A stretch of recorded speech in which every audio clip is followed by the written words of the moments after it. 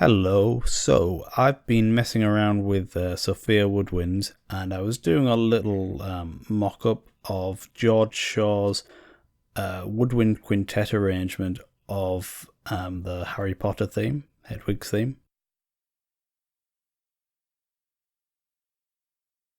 And I originally did this in Ada, but it has a glitch when using automation. It adds in all these artifacts, so I did quite a bit in there, and then I played it back and I realised it had these glitches, so I restarted it in Reaper, which was a little annoying, and I didn't get quite as far in Reaper.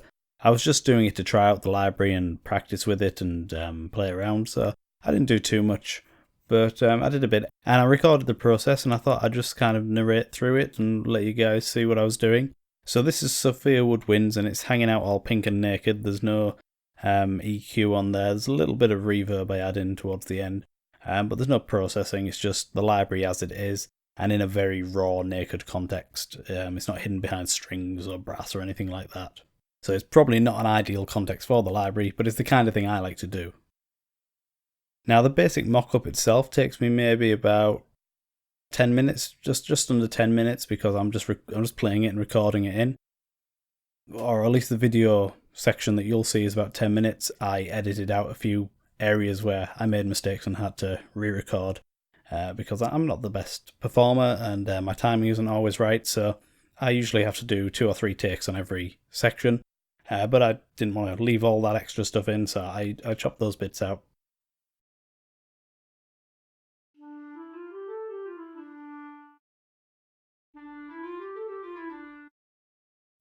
So it may be about 10 minutes for the initial mock-up, and then the rest of the video, there's a little bit at the beginning where I'm setting up my template, and then the rest of the video after the mock-up is just tweaking the mock-up, going in and editing the MIDI, which I like to do. I like to reposition things and play around with the legato transitions and the start of each note, and I like to tweak things like vibrato, and I'd like to do all those things manually. Sometimes I'll perform the vibrato. If I'm using a breath controller, I'll usually set up vibrato on the mod wheel. But in this case, I was just playing around, so I just entered some rough vibrato with the mouse. So as you can see, I'm just setting up the template here. So this is the score, and you should get a copy of this if you can. It's by George Shaw, and he's also done one for The Incredibles as well.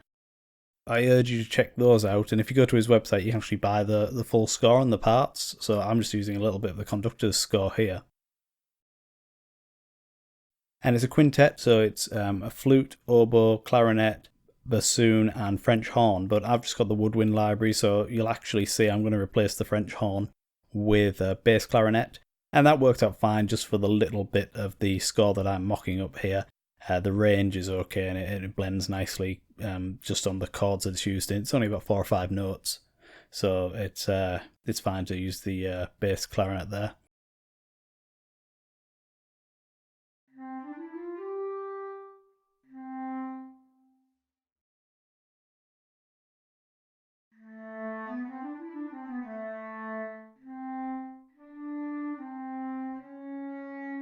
I experimented with using the English horn as well, but that sort of is too close to the oboe, and the oboe is carrying the melody, so that didn't really work.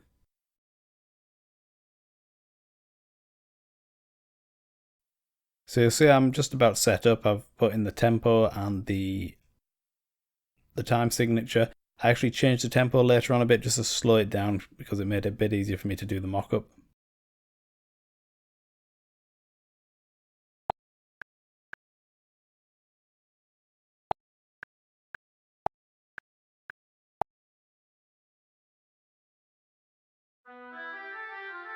So I just run through each line, sort of get it under my fingers before I hit record, so a little rehearsal.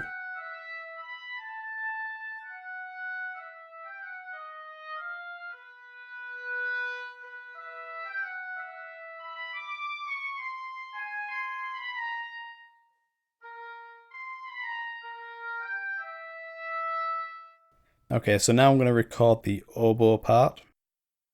So in the score, you'll see it's on the flute line as well. It's exactly the same, but the flute doesn't actually play. It says oboe above it. That's just there as a reference to the flute player.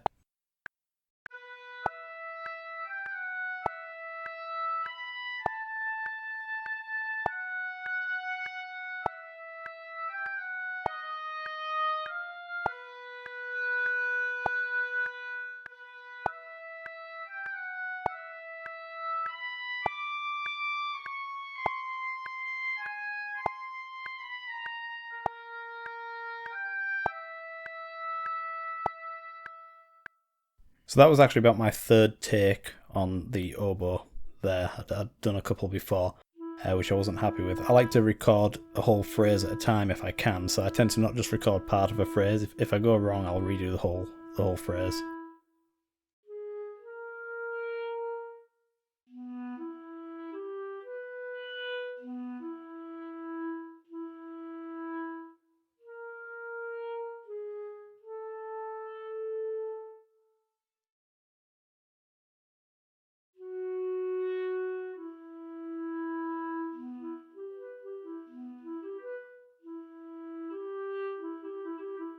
So now moving on to the clarinet.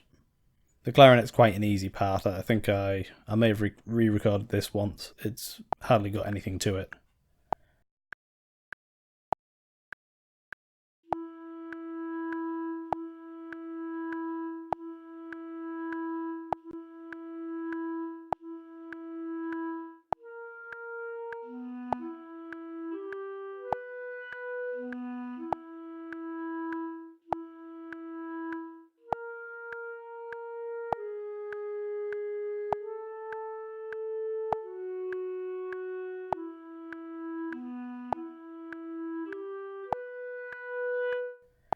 There's a little fiddly bit around bars 6 and 7, which is it just requires a stretch of the fingers, but other than that, it was quite easy to do. And then for the bassoon, it's only from bar 11, so it wasn't much to do, and it's, what's that, 4 or 5 notes there. So I think I did this in one take, and I'm pretty sure I did the French horn part in one take as well.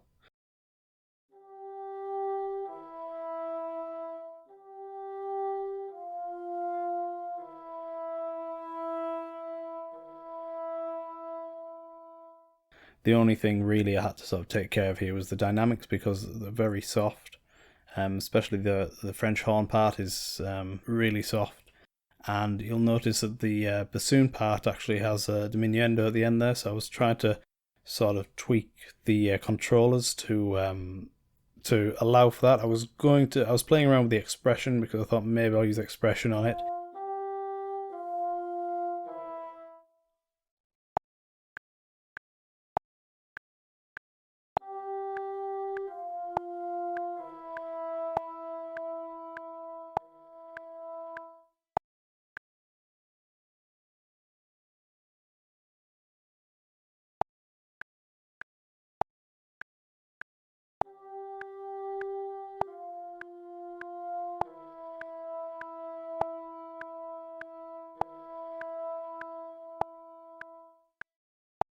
And I think I might have done in the end when I went in with the MIDI, into the MIDI editor, I might have added a bit of expression just at the very end.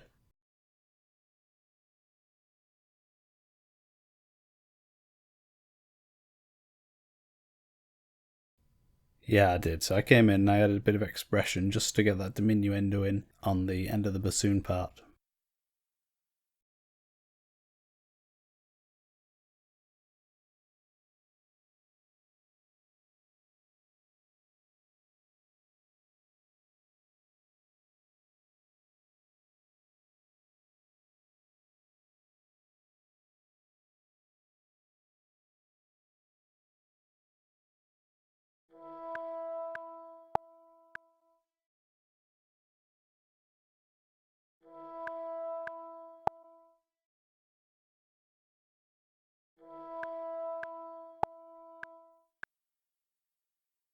And then move on to the bass clarinet.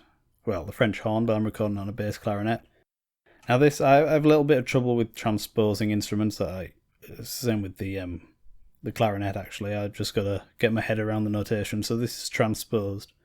So what we see there with the A, that's actually a fifth above. So it's a D, C, and then C sharp. So I think I may have done this twice actually, because I seem to remember messing up with the transposition the first time I recorded it.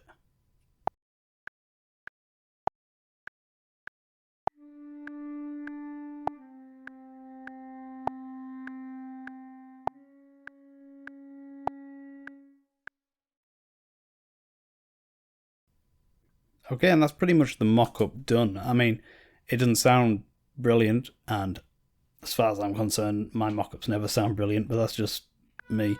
But that's sort of the basic thing I'll do. I'll go through and I'll just play the parts in and record all the dynamics and some of the other controllers.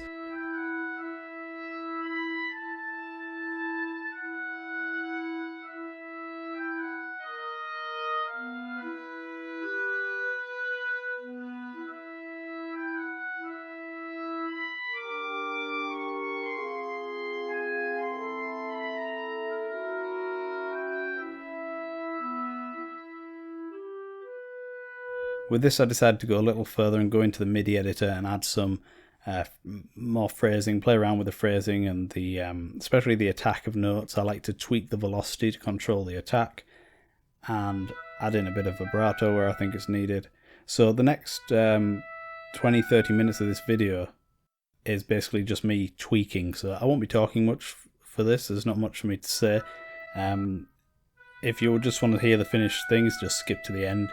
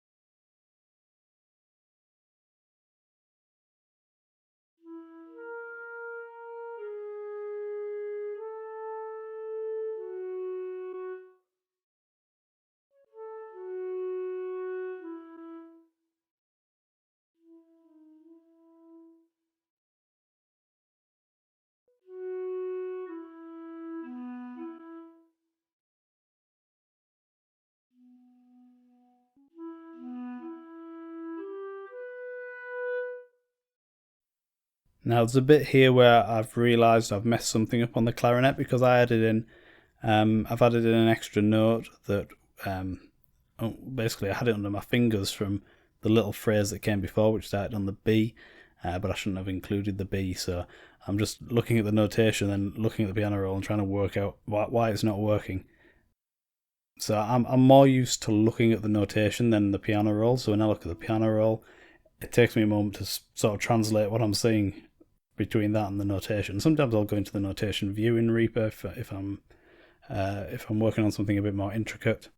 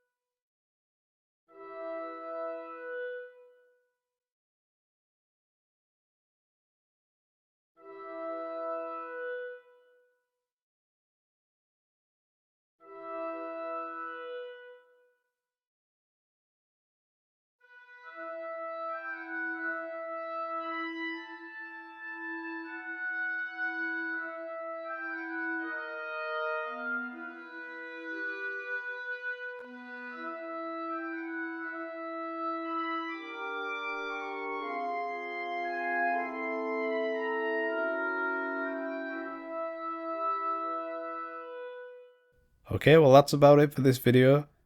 Hopefully it was interesting to someone. I know it's mostly just me tweaking MIDI data, so I don't know. I don't know how many people are going to sit through all of this, but hopefully you found it somewhat interesting and it gave you a bit of insight into my process, and also showed you a little bit about what Sofia Woodwinds sounds like in a very exposed context. So yeah, that's about it. If you have any questions, comments, or suggestions, leave them below the video, and I'll see you next time.